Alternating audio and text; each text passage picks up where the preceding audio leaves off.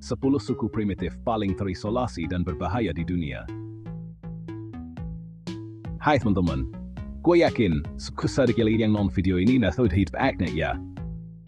Baik welog swingan dan lancem et expel TP. Tapi, teman-teman di luar sana masih banyak banget suku-suku primitif yang hidupnya terisolasi dari dunia luar loh. Bukannya nggak ada yang peduli, tapi mereka sendiri yang menolak untuk melihat dunia.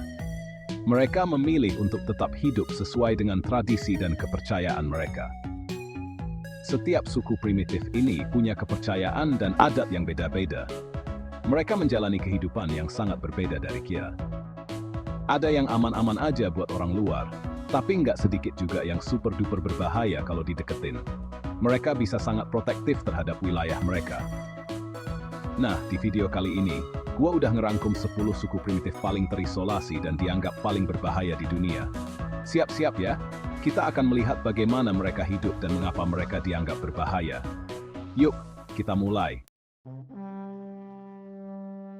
Suku pertama yang bakal kita bahas adalah suku Sentinelese. Mereka ini tinggal di Pulau Sentinel, Teluk Bengal, tepatnya di antara Myanmar dan India.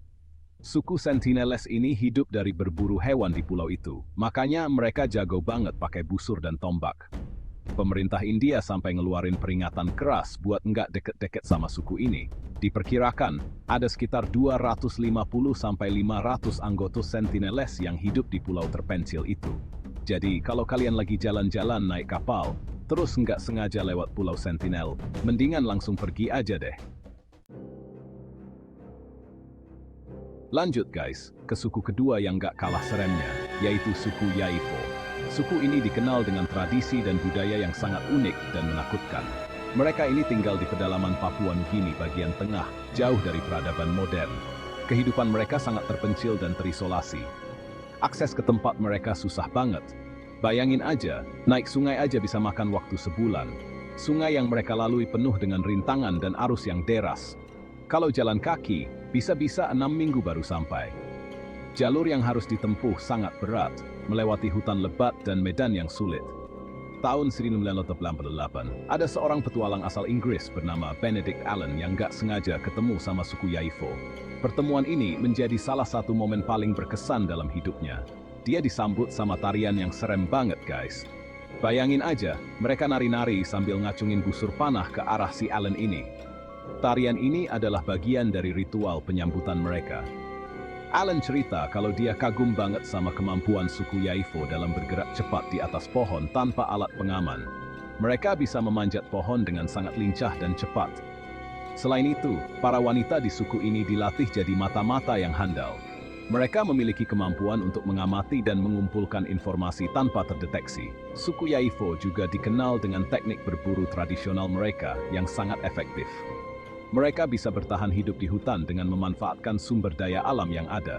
Selain itu, mereka juga memiliki keterampilan dalam membuat alat-alat tradisional yang digunakan dalam kehidupan sehari-hari. Keterampilan ini diwariskan dari generasi ke generasi.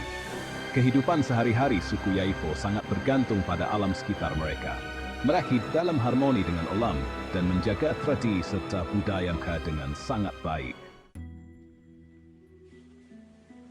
Masih di Papua Nugini guys, ada satu lagi suku yang gak kalah seremnya, yaitu suku Korowai. Suku ini tinggal di rumah-rumah pohon yang sangat tinggi, bahkan bisa mencapai 50 meter di atas tanah. Bayangin, gimana mereka bisa hidup di atas sana? Mereka ini terkenal sebagai salah satu suku paling berbahaya di dunia. Selain itu, mereka juga sangat terisolasi dari dunia luar, membuat mereka memiliki cara hidup yang sangat unik dan berbeda. Bukan cuma karena terisolasi dari dunia modern, tapi juga karena mereka masih mempraktikkan kanibalisme. Praktik ini dilakukan sebagai bagian dari kepercayaan mereka untuk melindungi diri dari roh jahat. Serius guys, suku Korowai ini percaya kalau orang kulit putih itu iblis. Mereka meyakini bahwa roh jahat bisa merasuki tubuh manusia, dan cara untuk mengusirnya adalah dengan memakan tubuh orang yang dirasuki. Katanya sih, itu cara mereka buat ngelindungi diri dari serangan iblis. Mereka juga punya berbagai ritual dan upacara untuk menjaga keseimbangan antara dunia manusia dan dunia roh. Walaupun belakangan ini udah mulai jarang terdengar kabar tentang praktik kanibalisme mereka, beberapa peneliti percaya kalau suku Korowai ini diam-diam masih melakukan ritual kanibalisme sampai sekarang. Peneliti yang pernah tinggal bersama mereka mengatakan bahwa suku ini sangat tertutup dan sulit untuk didekati. Makanya, kalau kalian lagi liburan ke Papua Nugini, jangan coba-coba buat nyari-nyari suku Korowai ini ya. Selain berbahaya, mereka juga sangat protektif terhadap wilayah mereka dan tidak segan-segan untuk menyerang orang asing yang dianggap mengancam. Bab 4, sekarang kita geser sedikit ke benua Afrika guys.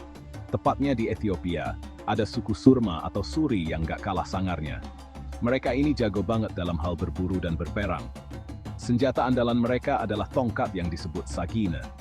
Suku Surma ini punya tradisi unik, yaitu dua pria harus bertarung sampai mati demi mendapatkan seorang wanita. Yang lebih ngeri lagi, suku Surma ini udah mengenal senjata api loh. Mereka mendapatkan dari sisa sipil Sudan di masa lalu. Jadi dengan coba-coba macam Semel Samut Deka. Bab 5. Selanjutnya, kita meluncur ke hutan Amazon guys. Di bagian barat hutan yang luas itu, hiduplah suku Korubo atau Deslala. Mereka ini terkenal sangat terisolasi dan juga berbahaya. Kabarnya, suku Korubo ini sering terlibat konflik dengan suku-suku lain di sekitar wilayah mereka. Senjata andalan mereka adalah gada panjang yang bahkan lebih tinggi dari tubuh mereka sendiri. Pemerintah Brazil sendiri sebenarnya udah berusaha buat berdamai dengan suku Korubo. Tapi sayang, usaha mereka nggak membuahkan hasil. Akhirnya, pemerintah Brazil menetapkan suku Korubo sebagai suku yang sangat berbahaya dan harus dijauhi. Bab 6. Sekarang kita pindah ke Amerika Selatan, guys. Tepatnya di Madre de Dios, Peru, hiduplah suku Mashco-Piro. Mereka ini terkenal sangat sulit ditemui dan gak segan-segan menyerang siapapun yang mendekati wilayah mereka. Tahun 2012 lalu, seorang petualang ditemukan tewas dengan anak panah menancap di jantungnya setelah melakukan kontak dengan suku Mashco-Piro. Suku Mashco-Piro biasanya terlihat di wilayah tetangga ketika mencari makan. Sampai saat ini, belum banyak informasi yang diketahui tentang suku Mashco-Piro. Selanjutnya, kita mampir ke Paraguay, guys. Di sana hiduplah suku Totobiego Sode, yang juga dikenal dengan nama Ayoreo. Suku ini punya sejarah kelam dengan dunia luar. Kontak pertama mereka dengan peradaban modern terjadi pada tahun 1940-an. Saat ini, sebagian anggota suku Totobiego Sode sudah mulai mau menerima kehidupan modern. Namun, masih banyak juga yang memilih untuk tetap hidup terisolasi di pedalaman hutan Chaco. Suku Totobiego Sode punya tradisi unik yang cukup mengerikan, guys. Ketika ada anggota suku yang sakit parah dan hampir meninggal, mereka akan menggali lubang di tanah dan mengubur orang yang sekarat itu hidup-hidup. Balik lagi ke Ethiopia, guys. Kali ini kita akan berkenalan dengan suku Mursi. Mereka ini terkenal dengan tradisi unik dan penampilan mereka yang nyentrik. Para wanita suku Mursi biasanya akan menindik dan memasang piring di bibir bawah mereka. Suku Mursi percaya bahwa bayi laki-laki dilahirkan untuk menjadi prajurit yang kuat. Untuk dianggap dewasa, para pria suku Mursi harus membuktikan ketangkasan mereka dalam menggunakan tongkat untuk bertarung. Setelah menikah, Ausin nalar speti si jävese sotswe with fine photon. Selanjutnya, kita kembali lagi ke hutan Amazon, guys.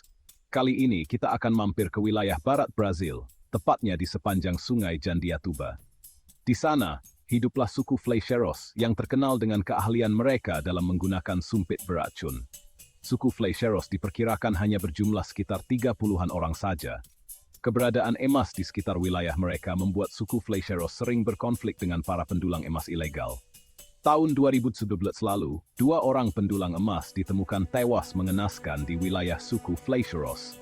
Pemerintah Brazil sendiri terus berusaha untuk melindungi suku Flecheros dan wilayah mereka dari ancaman para pendulang emas ilegal. Terakhir, kita akan berkenalan dengan suku Moken, guys. Mereka ini mungkin gak seberbahaya suku-suku lain yang udah kita bahas sebelumnya.